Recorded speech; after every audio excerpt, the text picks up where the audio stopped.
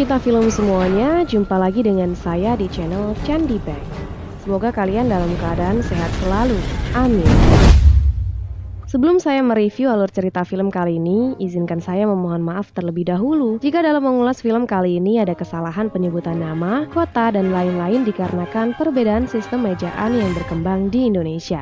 Kali ini seperti yang telah kita ketahui dalam film Radcliffe bagian pertama yang telah diupload sebelumnya, di mana Liu Bei, Sun Quan, dan Zhou Yu berhasil melakukan persekutuan untuk melawan kekejaman Perdana Menteri Cao Cao. Dan dalam situasi terakhir saat ini, diketahui ratusan ribu pasukan Cao Cao telah mengepung benteng Jurang Merah atau Tanah Merah. Lalu bagaimana kelanjutannya? Langsung saja kita simak alur cerita film Radcliffe 2.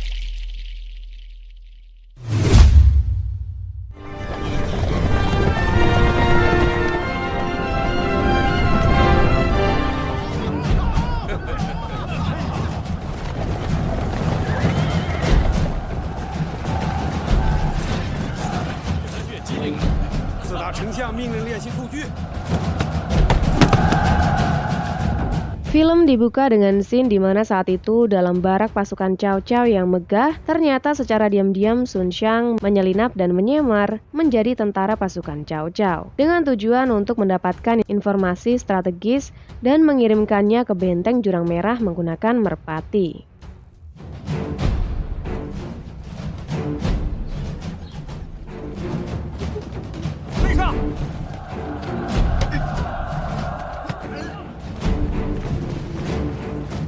Dalam penyamarannya, tanpa disangka Sun Xiang disukai oleh salah satu tentara bernama Su Cai yang baru saja diangkat menjadi komandan karena prestasinya dalam olahraga juju. Dia berkarakter sangat polos, hingga tak menyadari bahwa wanita yang dia sukai sebetulnya adalah musuh yang sedang menyamar.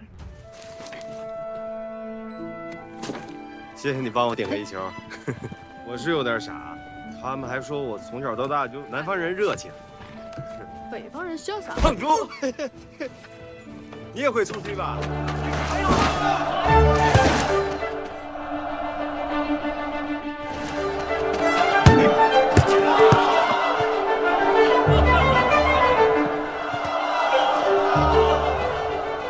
Sun Xiang mendapati sebuah informasi penting di dalam barak perkemahan Cao Cao itu, di mana saat itu banyak tentara yang meninggal karena terkena wabah tipes yang menular dan mematikan. Informasi itu pun langsung disampaikan ke benteng Jurang Merah. Tapi siapa sangka, di atas situasi memprihatinkan itu, Cao Cao malah berinisiatif untuk mengirimkan mayat-mayat tentaranya itu ke pihak musuh di benteng Jurang Merah dengan cara dihanyutkan.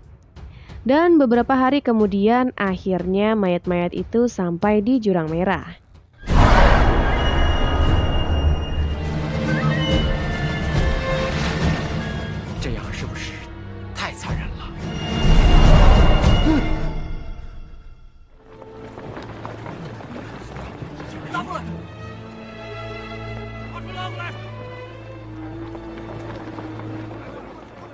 Semua warga termasuk prajurit terlihat kegirangan melihat mayat-mayat musuh menghampirinya. Lalu mereka langsung menjarah barang-barang berharga yang mungkin masih bisa dimanfaatkan. Tapi saat itu pula Zhuge menyadari bahwa mayat-mayat itu membawa wabah menular dan mematikan.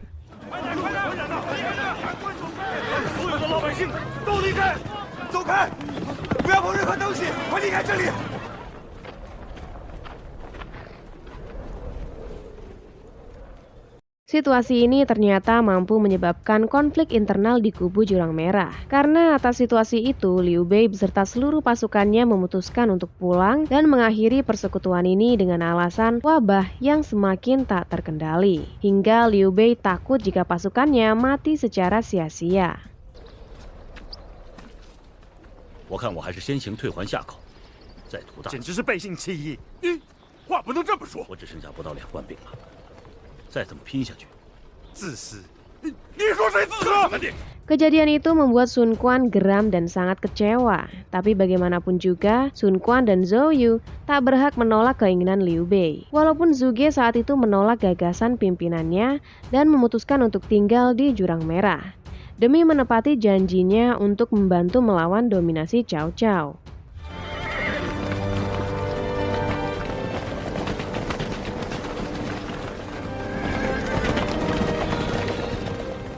Kabar berita tentang terpecahnya persekutuan itu ternyata telah sampai kepada Cao Cao. Dan atas kondisi itu, dia semakin percaya diri dan berambisi untuk bisa menghancurkan Zhou Yu dan Sun Quan demi menguasai tanah merah di selatan. 我有嘉宾，苦涩，譬如朝露飞升。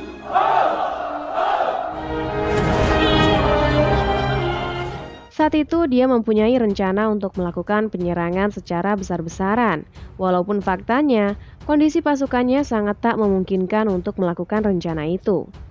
Karena saat ini kebanyakan dari pasukannya mengalami kelelahan dan banyak yang terjangkit wabah menular itu. Tapi atas keegoisan dan ambisi brutalnya itu, dia tak peduli itu semua. Dengan kelihayan tutur kata dan motivasinya, Cao Cao memaksa semua tentara yang sakit untuk bangkit dan menghiraukan rasa sakitnya demi sebuah kemenangan. 你们一定要挺住我们赢了，我们打赢了。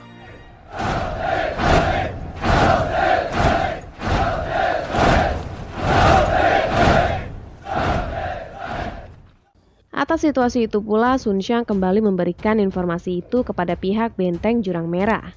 Hal itu membuat para petinggi di sana merasa khawatir dan tertekan. Terlebih saat itu logistik serta alat perang mereka dalam situasi tak memadai. Karena hampir separuh dari anak panah yang dimiliki dibawa oleh pasukan Liu Bei yang telah pergi. Dari kondisi itu, Zhu Ge memberanikan diri untuk bertanggung jawab dengan pengadaan anak panah yang dibutuhkan sebanyak 100.000 anak panah. Hingga dia berani bertaruh nyawa jika tak mampu menepati janjinya itu. Sementara Zhou Yu dengan gagahnya juga mempertaruhkan nyawa untuk menyanggupi sebuah janji bahwa dia sanggup membunuh Laksamana Cai Mao dan Jiang Yun, para jenderal yang telah membelot dan diprediksi akan menjadi ancaman armada lautnya.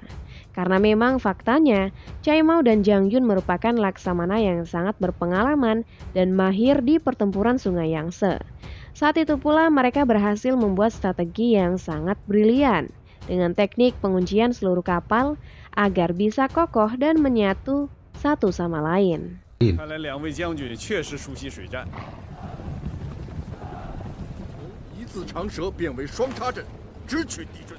Tanpa tinggal diam, Sun Xiang mengumpulkan informasi strategis itu. Dia terus memantau semua rencana strategi perang yang dilakukan Cao Cao bersama jenderal-jenderalnya. Dan selama itu pula, dia dibantu oleh Su Cai tanpa curiga sedikit pun.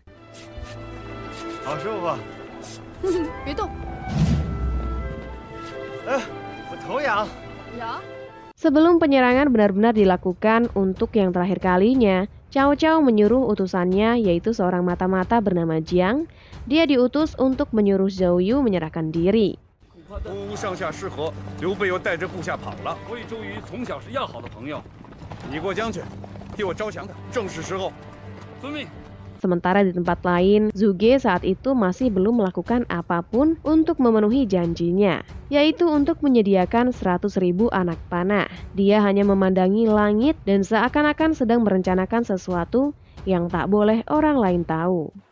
你一直都没造，这里汇集了四方的水和气，是最佳的风水位，天机不可泄露啊！ Dan di malam harinya, Zhou Yu benar-benar didatangi oleh Jiang. Walaupun sebetulnya mereka merupakan teman lama. Saat itu mereka terlihat sangat akrab, tanpa terlihat bahwa mereka sebenarnya adalah musuh. Sebetulnya Zhou Yu sedang melakukan sebuah jebakan informasi rahasia, dengan tujuan supaya informasi itu disampaikan oleh Jiang kepada Cao Cao. Informasi rahasia itu berisi bahwasannya dia berencana akan memenggal Zhu Ge yang gagal menyediakan 100.000 anak panah, serta menfitnah Laksamana Cai Mao dan Jiang Yun, bahwa seakan-akan mereka sebetulnya adalah mata-mata Jurang Merah yang disuruh berbaur bersama pasukan Cao Cao. 蒋先生，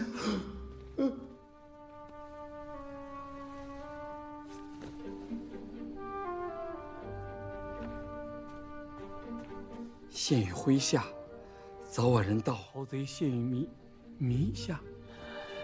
再骗你一次， Atas informasi rahasia yang didapatkannya itu, Jiang dengan percaya diri dan bangganya menyampaikan semua rahasia itu kepada Cao Cao. Walaupun saat itu Cao Cao terlihat tak percaya dan hanya menganggap itu adalah salah satu trik adu domba musuh yang sangat kuno. Sementara di tempat lain di siang itu juga Zhuge ditemani penasehat bernama Lu Shu saat itu malah berinisiatif untuk mendatangi barak militer pasukan Cao Cao menggunakan beberapa perahu berbalut jerami yang telah disiapkan sebelumnya. Karena dia meyakini bahwa di siang itu akan terjadi fenomena alam berupa kabut yang akan menutupi sungai Yangtze. Saat itu Zhuge seolah-olah melakukan serangan kepada pasukan armada laut yang dipimpin oleh Cai Mao dan Jiang Yun. 有敌人！飞船，一对射！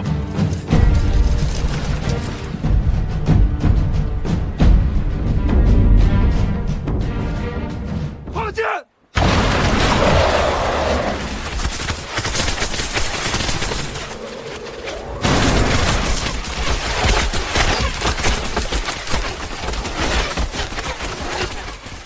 Lu Shu baru menyadari kecerdikan Zhuge serta kemahirannya dalam memprediksi fenomena alam. Hingga saat itu pula Zhuge pulang dengan membawa ratusan ribu anak panah demi janjinya kepada Zhou Yu. "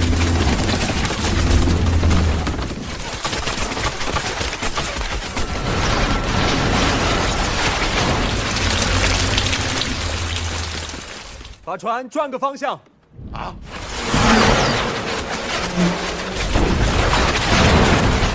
来，喝吧。快射！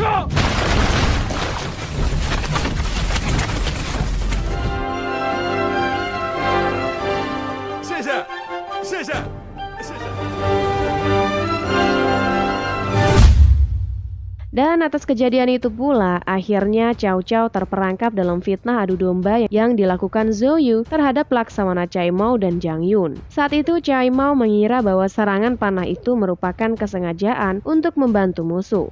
Dari sana Cao Cao langsung memerintahkan para algojo untuk memenggalnya. Walaupun setelah itu dia baru menyadari bahwa tindakannya itu telah merugikan pihaknya, karena tak ada lagi pemimpin armada laut yang bisa diandalkan dalam pasukannya. 10万支箭，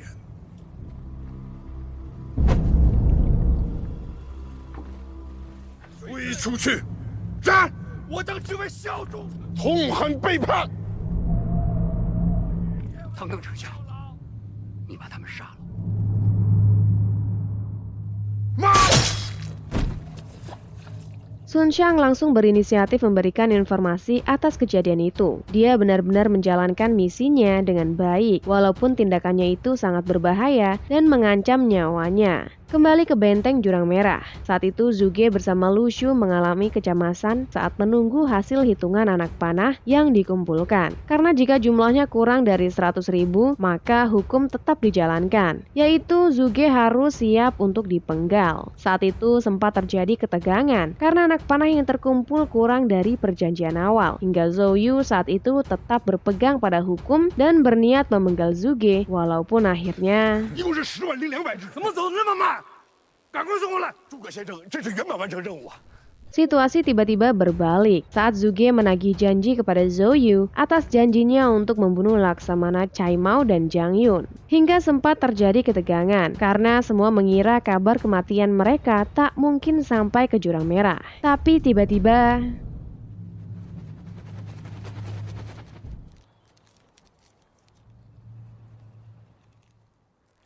曹操已经杀了蔡瑁、张允。我们俩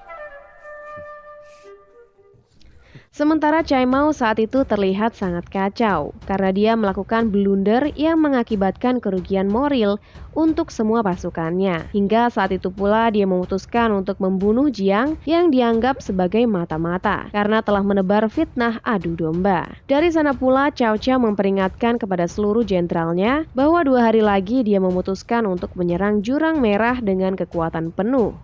Hingga dari situasi itu, Sun Xiang langsung mengirimkan informasi penting itu menggunakan merpati kesayangannya. Walaupun saat itu tindakannya diketahui oleh tentara Cao Cao, hingga penyamarannya pun terbongkar.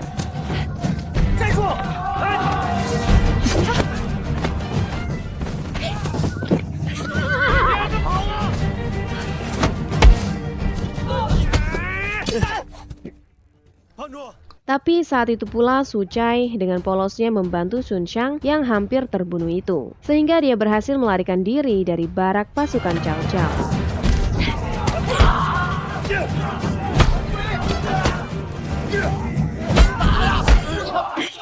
胖柱，你要去哪儿啊？我会回来看你。你也回家吧。不了，我打完仗才回去。齐高高。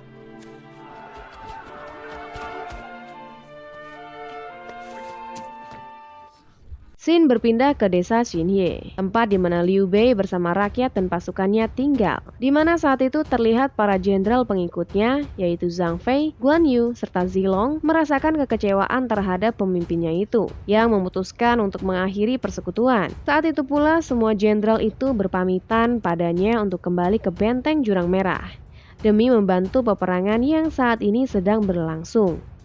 Walaupun sebetulnya keputusan Liu Bei ini hanya sandiwara dan telah direncanakan dengan Zhou Yu demi strategi perang.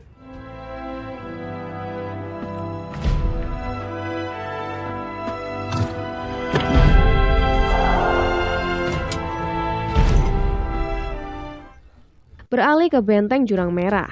Saat itu Sun Quan, Zhou Yu, serta semua jenderal sedang mempersiapkan taktik dan strategi untuk menghadapi Cao Cao.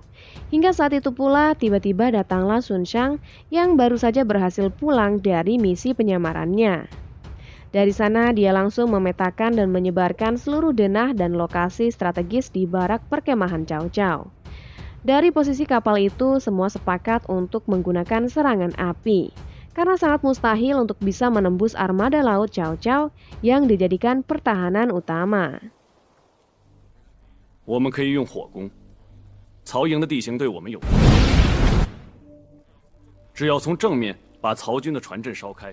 Tapi strategi itu tiba-tiba dipatahkan kembali oleh Zhou Yu karena dia menganggap bahwa alam tak mendukungnya dan akan menyebabkan kerugian untuk pihaknya. Terlebih cuaca alam saat itu tak mendukung karena angin barat laut berhembus mengarah ke benteng Jurang Merah. Hingga saat itu pula Zhuge kembali memberikan prediksinya bahwa besok malam arah angin akan tiba-tiba berubah menjadi angin tenggara berkat fenomena alam. Atas prediksi itu, Zhou Yu bersama jenderal lain memutuskan untuk melakukan strategi sabotase untuk bisa menabrak dan membakar semua kapal milik armada laut Cao Cao demi bisa mendaratkan seluruh pasukan infanteri.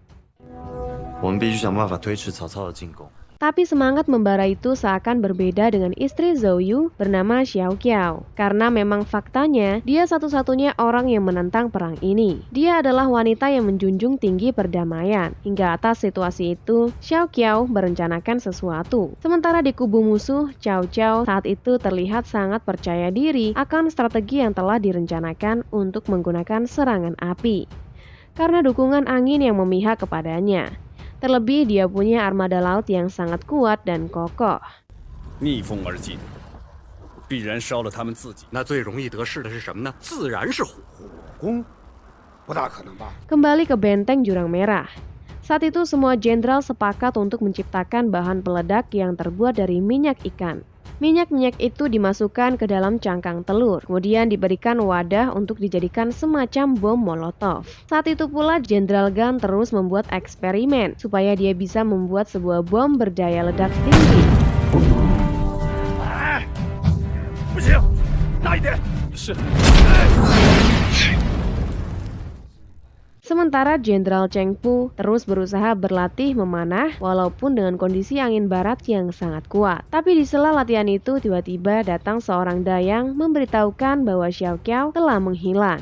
Dari sana didapati sebuah fakta bahwa saat ini Xiao Qiao pergi ke barak perkemahan Cao Cao untuk melakukan sebuah lobi demi mewujudkan perdamaian kedua belah pihak. Di saat itu pula Zhou Yu kembali tersadar bahwa saat ini istrinya sedang mengandung. 有飞鸟栖息，长江水清，这是我们的家。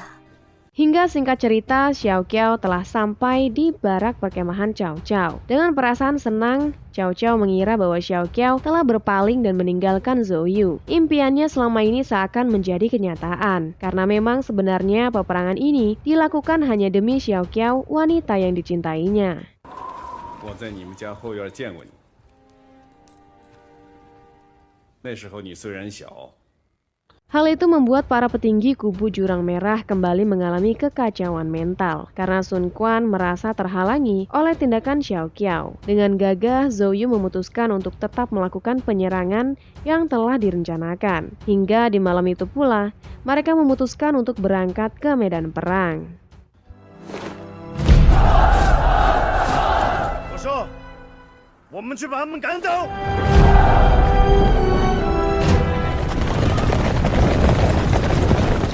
有没有问题？你们谁也不能跳船！ Dengan segala persiapan mental dan keberanian, kubu Jurang Merah mulai berangkat menyeberangi sungai Yangtze. Sementara itu, Zhuge, si ahli strategi, saat itu hanya memantau dari kejauhan.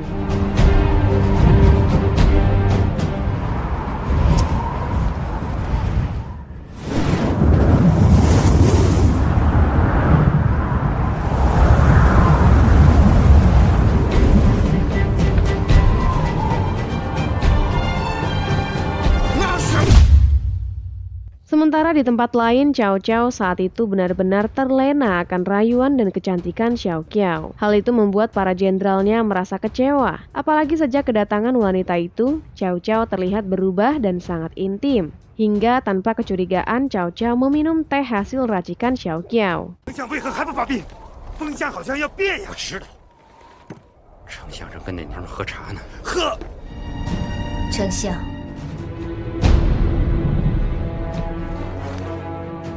Dalam situasi itu, Zhou Yu akhirnya memerintahkan armada garis depan untuk melakukan misinya, yaitu menabrakkan kapal-kapal mereka kepada barisan kapal Cao Cao yang saling terikat. Saat itu pula, Jenderal Cheng Pu memutuskan untuk melakukan aksi bunuh diri.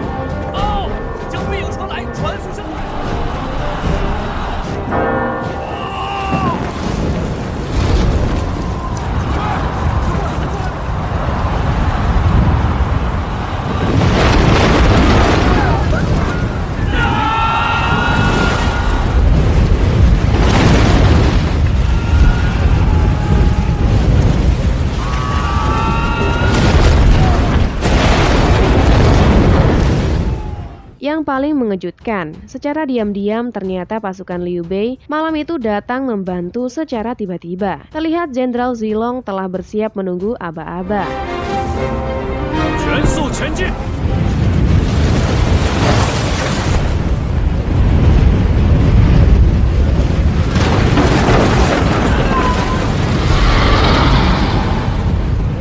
Dalam keadaan linglung akibat meminum ramuan teh buatan Xiao Qiao, saat itu Cao Cao terlihat seperti mengalami halusinasi. Dia seakan percaya tak percaya atas kejadian serangan yang saat ini terjadi, hingga akhirnya kubu Jurang Merah dan pasukan infanterinya berhasil mendarat.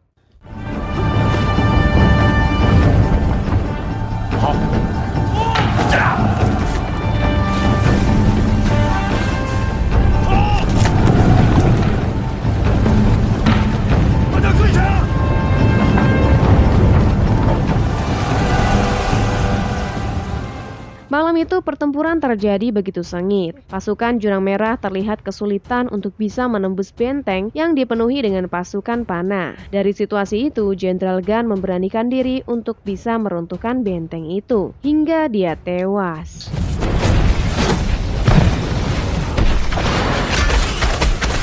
三将军，不撤退，不投降，把油塔都拿过来！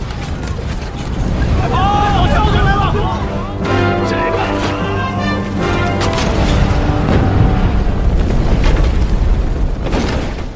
Pasukan Liu Bei juga turut membantu penyerangan melalui darat untuk melumpuhkan gerbang belakang, hingga pertempuran itu terjadi sepanjang malam sampai waktu pagi tiba. Liu Bei， 放箭！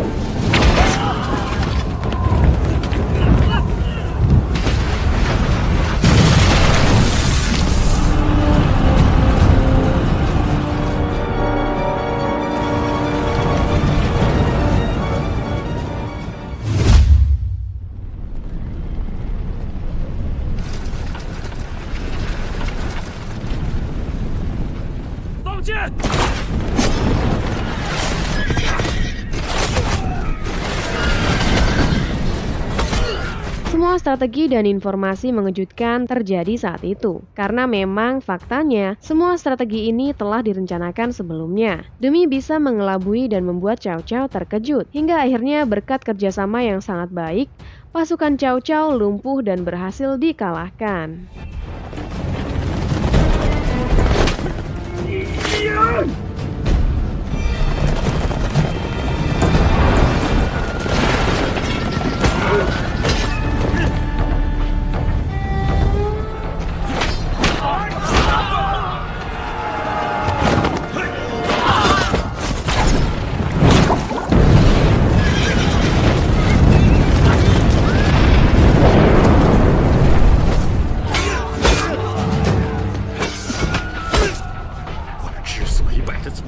Tapi saat Zhou Yu berinisiatif untuk mencari Xiao Qiao dan Cao Cao yang sedang bersembunyi, tiba-tiba dia dikepung dan terjebak oleh para jenderal yang tersisa.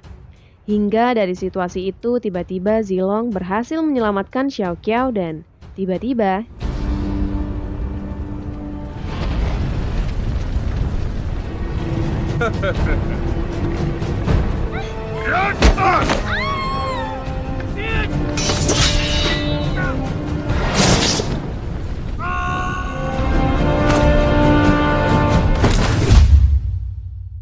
akhirnya Cao Cao bertekuk lutut di hadapan semuanya. Dia benar-benar mengalami kekalahan besar yang mempermalukan dirinya sendiri terhadap istana Han di utara. Tapi kebijaksanaan Zhou Yu kembali diperlihatkan karena dia memutuskan untuk tak membunuh Cao Cao yang sudah tak berdaya, melainkan menyuruhnya kembali ke utara bersama pasukannya yang tersisa. Sementara itu Sun Xiang terlihat sangat terpukul atas kesedihan yang dia alami karena faktanya Su Cai telah mati dalam peperangan itu, dan akhirnya semua pasukan sekutu pulang bersama kemenangannya.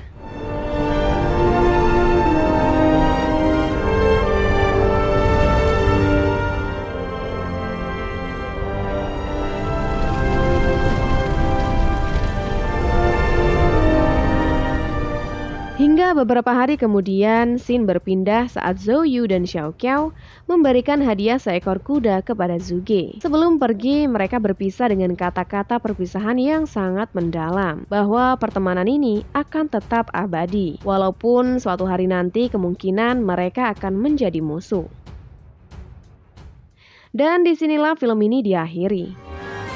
Sekian yang dapat dipersembahkan oleh channel Candi Bank mengenai cerita alur film kali ini. Semoga dapat menemani waktu luang Anda. Mohon maaf atas segala kekurangan penyajian. Sampai jumpa di cerita alur film berikutnya.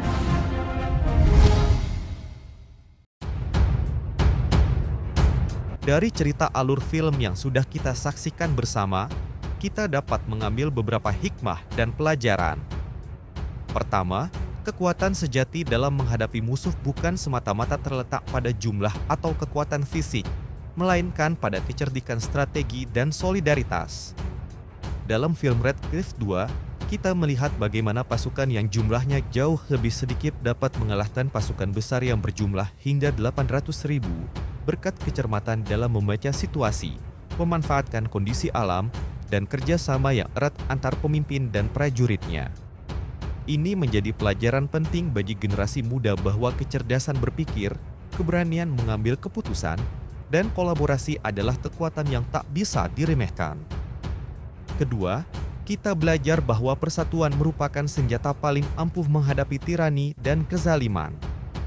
Pada awalnya, terjadi perpecahan dalam persekutuan antara Liu Bei, Sun Quan, dan You Yu. Namun, ketika mereka kembali bersatu dan menyatukan kekuatan, keberhasilan dapat diraih. Ini mengingatkan kita bahwa konflik internal dan ego pribadi hanya akan memperlemah perjuangan. Generasi muda harus belajar bahwa dalam masyarakat, bangsa, dan bahkan pertemanan, kebersamaan dan kesediaan untuk saling mendukung jauh lebih kuat daripada ambisi individu. Ketiga, film ini memperlihatkan bahwa pengorbanan pribadi adalah bagian tak terpisahkan dari perjuangan. Sosok seperti Sun Xianxiang menyusup ke barat musuh demi membawa informasi penting meskipun nyawanya terancam. Juga Xiao Qiao, istri You Yu, yang berani mendatangi pemimpin musuh demi mencegah perang dan memperjuangkan perdamaian. Sikap ini mencerminkan semangat rela berkorban demi tujuan besar, sesuatu yang layak diteladani oleh generasi muda masa kini dalam berbagai aspek kehidupan, baik dalam pendidikan, perjuangan sosial, maupun pelayanan kepada masyarakat. Keempat, film ini mengajarkan kita tentang pentingnya ketenangan dan kebijaksanaan dalam mengambil keputusan. Karakter Zhuge Liang, misalnya, selalu terlihat tenang, tajam membaca situasi, dan mampu memanfaatkan kondisi alam seperti kabut dan arah angin untuk meraih kemenangan tanpa pertumpahan darah yang sia-sia. Ini menyiratkan bahwa ketergesa-gesaan dan emosi yang tak terkendali adalah musuh dalam diri kita sendiri.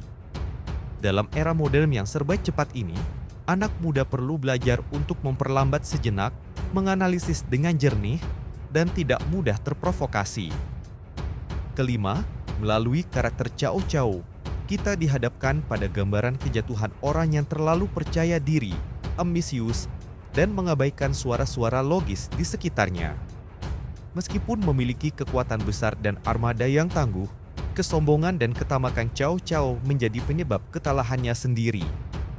Ia tidak mendengar nasihat bawahannya, memaksakan penyerangan saat pasukannya sedang lemah, dan menganggap remeh kekuatan musuh.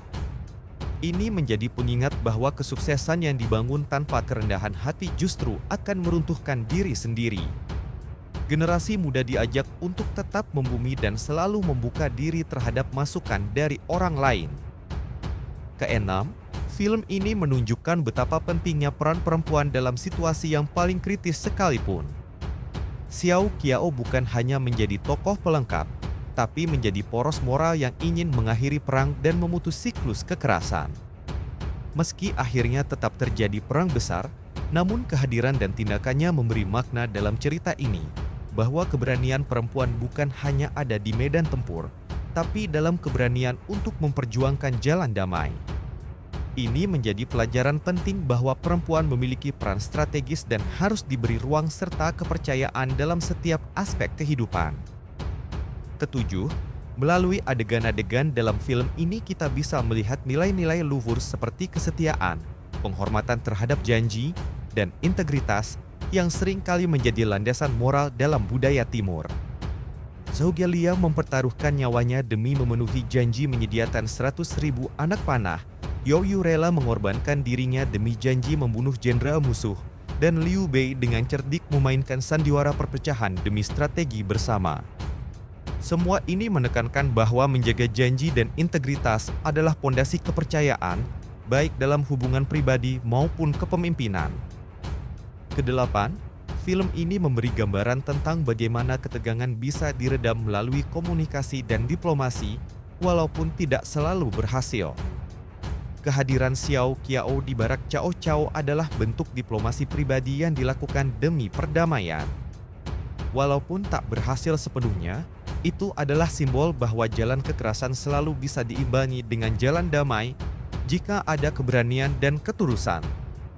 Di dunia nyata, generasi muda harus sadar bahwa diplomasi, baik itu dalam keluarga, lingkungan, atau bangsa, adalah senjata ampuh yang jauh lebih beradab daripada kekerasan. Kesembilan, film ini mengajarkan bahwa kemenangan bukan sekadar mengalahkan musuh, tetapi tentang bagaimana kita bersikap setelah menang. You Yu memutuskan untuk tidak membunuh Cao Cao yang telah kalah dan tak berdaya. Ini adalah bentuk kematangan spiritual dan kepemimpinan, bahwa musuh yang sudah jatuh tak perlu dipermalukan lebih jauh. Sikap ini menunjukkan bahwa kekuatan terbesar adalah mampu menahan diri saat kita memiliki kuasa penuh atas seseorang. Generasi muda harus memahami bahwa belas kasih, pengampunan, dan keadilan seringkali lebih bermakna daripada balas dendam. Kesepuluh, film ini memperlihatkan bahwa perjuangan tidak selalu membawa kemenangan tanpa luka. Karakter seperti San Xiangxiang harus kehilangan orang yang ia sayangi, yakni Su Qiu, dalam misi penyamaran. Pertempuran yang dimenangkan tetap menyisakan kesedihan dan kehilangan. Ini menjadi pengingat bahwa perjuangan hidup, sekecil apapun, pasti membutuhkan pengorbanan. Maka generasi muda perlu menyadari bahwa tidak ada keberhasilan tanpa kerja keras, air mata, dan keuletan. Sebagai penutup, film Radcliffe 2 bukan hanya menyajikan tontonan kolosal yang epik, tetapi juga menyimpan segudang pelajaran kehidupan yang sangat relevan untuk generasi masa kini. Di era yang penuh tantangan seperti sekarang, generasi muda Indonesia dan dunia dituntut untuk lebih bijak, bersatu, dan siap mengorbankan kenyamanan demi kebenaran. Dunia membutuhkan lebih banyak pemimpin seperti Zhuge Liang yang penuh strategi dan kebijaksanaan, serta sosok seperti Xiao Qiao yang memperjuangkan perdamaian dengan keberanian hati. Mari kita belajar dari masa lalu agar bisa melangkah lebih baik di masa depan. Karena seperti kata pepatah, barang siapa yang tidak belajar dari sejarah, maka ia akan mengulang kesalahan yang sama. Demikian cerita alur film yang dapat dipersembahkan oleh kami dengan sedikit ulasan tentang amanat yang dapat dipetik kita semua di bagian belakang. Jangan lupa like, share, dan subscribe channel ini agar kalian selalu mendapat update terbaru dari konten-konten kami selanjutnya.